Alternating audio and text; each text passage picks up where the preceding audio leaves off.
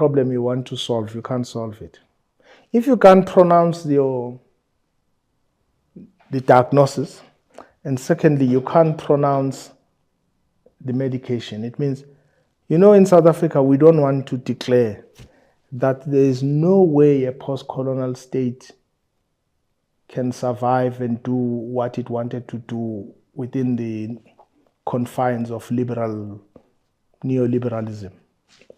And so I think we are too scared to declare that in a country where all the resources, natural resources, and all the resources were in the hands of a few, you need some kind of socialist arrangement with a heavy state that is well intended to distribute wealth. And of course, largely, those are socialist-oriented states. And I think our problem starts with our failure to declare that we can never liberate our people by maintaining the old wealth patterns.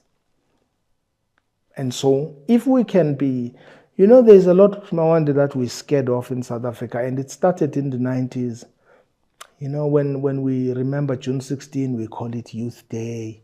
Sharpeville Day, we call it Human Rights Day. All of these things, it tells you that we were a people like slaves, like donkeys that were tied to a tree. We were so scared of calling things by their names because while we wanted to change things, power from the white minority to the black majority, we actually wanted to please the white minority. And I think that governs us all the time in private spaces. And you go to Checkers now and speak to a teller and see if there's a white woman in front of you. The black teller will smile at the white woman and will be very stern with you. That is a very petty example, but it represents our politics about our fear of whiteness. Yeah.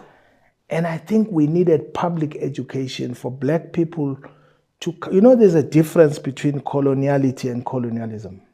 Colonialism was the physical state of taking over resources and land. Coloniality was the psychological defeat to maintain colonialism.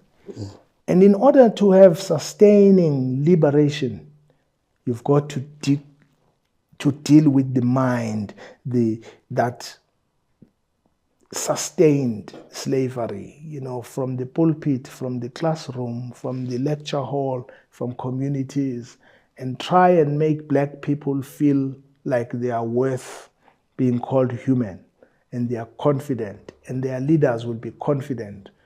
But we failed to do that because I think we just sort of glorified slaves. And what do we do, though, as say, to remedy the situation? I mean, you philosophize it nicely, but because, for instance, you said that the middle class is the buffer between this oppressive system and the general masses. So the middle class, surely, those people are not interested in this spiritual revolution that you are talking about. Mm-hmm. These basic things that we ought to do to decolonize the mind. What do we do practically to change our fortunes? Well, if you read the epilogue, I actually thought about this in the book, that we philosophize about the state of things, but hardly we explain how we must deal with it. Yeah. How do we change the course of history? And when I said at the launch that Alan Busak and I have decided, just the two of us, and we'll be joined by many South Africans must have, and I'm not talking about long negotiations, must first have an assembly where we converse about these things. And we emerge from that with a complete blueprint to the state to say, well, this is what would be genuine. The RDP document is more or less what I think must emerge. And two, you talk about the middle class being the buffer. You can't suppress poor people forever. One day, their power, because they are in great numbers, will make what you and I have accumulated nothingness, because they will rebel.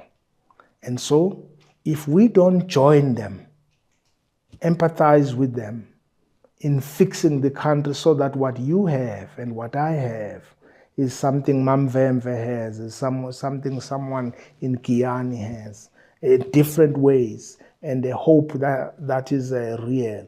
If we don't do that, whatever we are preserving will become ashes in no time, and there will be no drum majorettes or trumpets announcing it. It will happen tomorrow. And so we need to start a conversation and then action. And by the way, at the end of the action, I call it a revolution, because at the end of that action, you must remove the system that doesn't work. I believe we must remove the system we have now.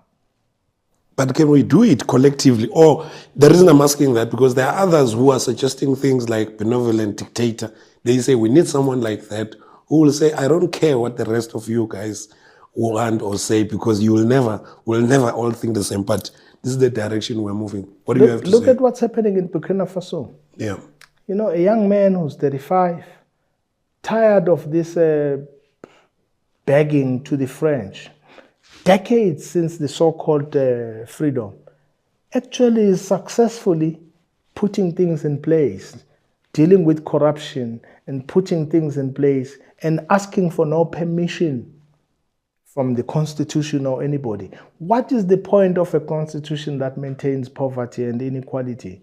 I personally think we should have a system in which we know what we are maintaining, which is rights of people, but we've got to be aggressive about destroying the system that keeps white privilege completely. And we must be unapologetic. Doesn't matter what world leaders say. Doesn't matter what the white minorities say. I want to know what